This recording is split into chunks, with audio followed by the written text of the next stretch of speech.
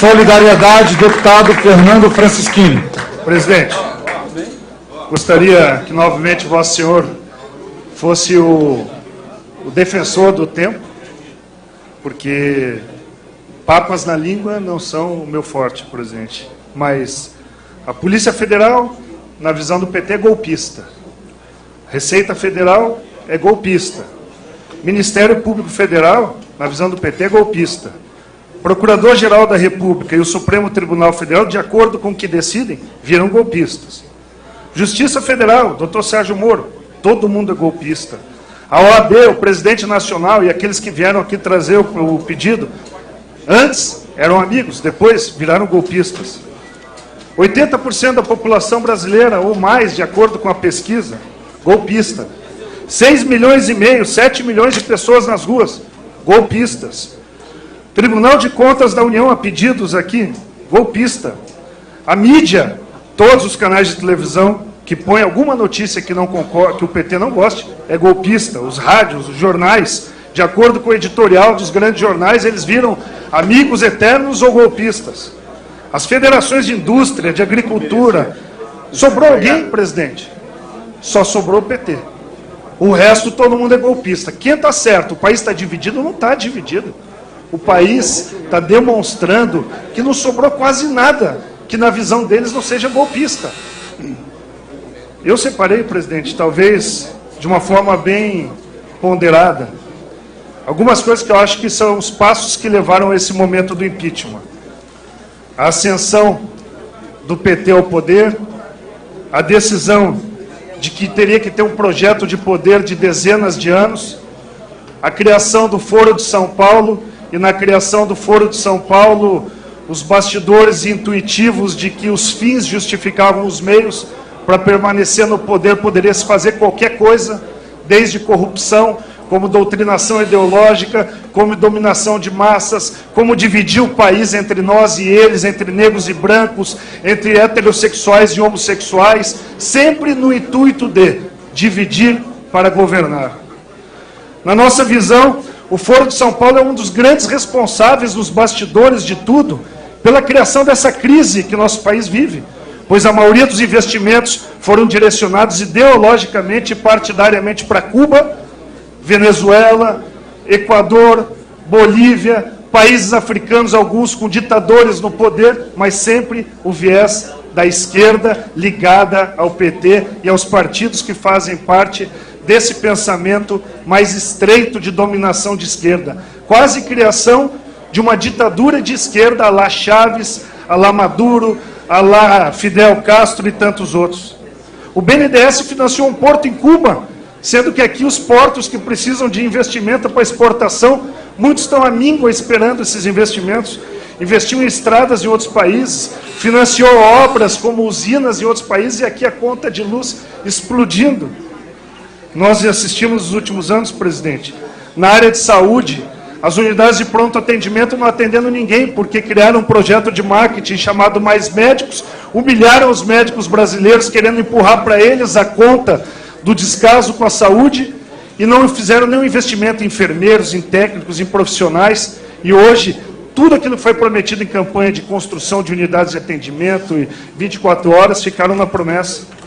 A Zika, dengue e tantas outras doenças que o investimento programado pelo governo foi minúsculo nos últimos anos, fizeram com que fosse um fiasco o tratamento que o PT deu para a saúde, sem falar nos programas de enfrentamento ao crack, que não chegaram a 20%, 30% daquilo que foi prometido, e o crack destrói, domina, incentiva a violência e a criminalidade nos grandes centros e até nas pequenas cidades hoje.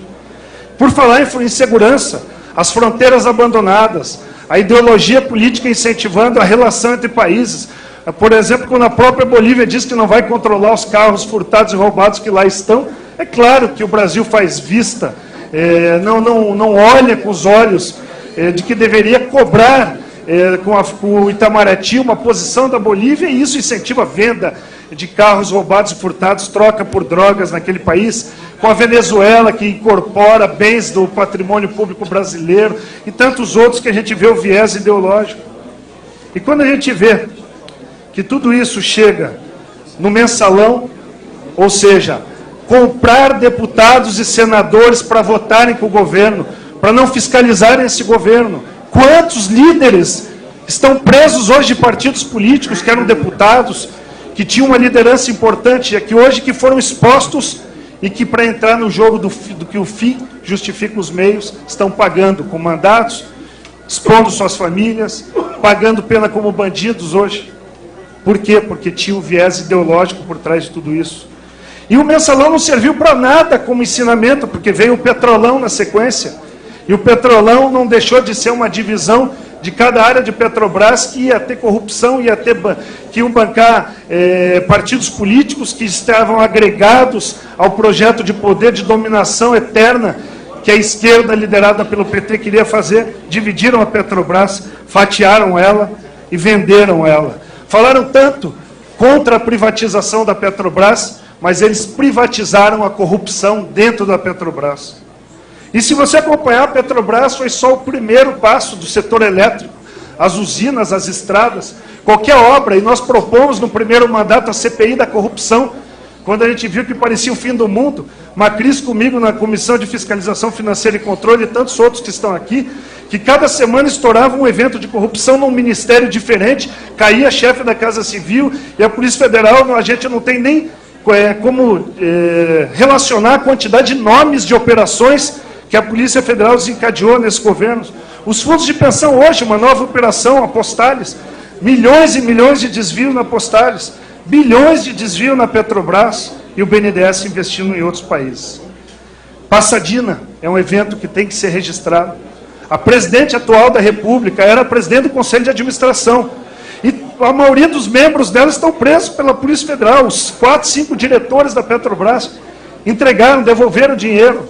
Estão presos fazendo delação premiada. Nós temos que enfrentar esses problemas. São crimes de responsabilidade configurados. Sempre que o mérito, o deputado Jovair Arantes, sempre que o mérito é indefensável, no caso, crimes consumados de responsabilidade como hoje, ataca-se as formalidades e ataca quem é o autor do relatório ou o presidente da comissão. Antes, amigos e comemorados, deputado Jovair, deputado Rosso, boas pessoas, gente do bem, viraram inimigos da noite para o dia e as hostes dos blogs podres pagos com dinheiro público passam a atacá-los como se virassem inimigos e não prestassem da noite para o dia. Só porque fala a verdade. Porque falam o que desagrada as hostes do partido que domina a esquerda no nosso país. Eu, presidente, termino com um pensamento que fiz de tudo que eu assisti nos últimos dias, da configuração dos crimes de responsabilidade, independente de botar em filigrama jurídica se está ou não está no relatório. Mas golpe é quebrar e assaltar uma das principais empresas do Brasil, a Petrobras, em prol de partidos políticos. Golpe é falir o país e produzir milhões de desempregados para se manter no governo. Golpe é gastar dinheiro que não se tem, emprestando do próprio caixa do governo para iludir e mentir para eleitores brasileiros. Golpe é Lula virar ministro para não ser preso na Lava Jato. Golpe é Dilma ser eleita com dinheiro de corrupção. E eu finalizo, presidente, com alguém que não se vendeu para a Lei Rouanet, nessa transformação do comunismo bélico para o comunismo cultural que a gente assistiu de Gramsci aqui no Brasil nos últimos anos, onde a Lei Rouanet tentou comprar almas e comprar artistas e intelectuais do nosso país, mas que a grande maioria não se vendeu e não aceitou, e a gente viu as repercussões nas redes sociais.